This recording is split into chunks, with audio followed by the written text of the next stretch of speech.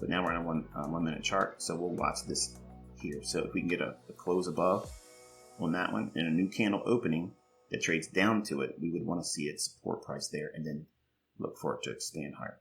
That's the process, the protocol, how I would utilize that inversion fair value gap. That's not the only way I use it. That's not the only way it can be used, but that's the entry level expectation how to utilize it.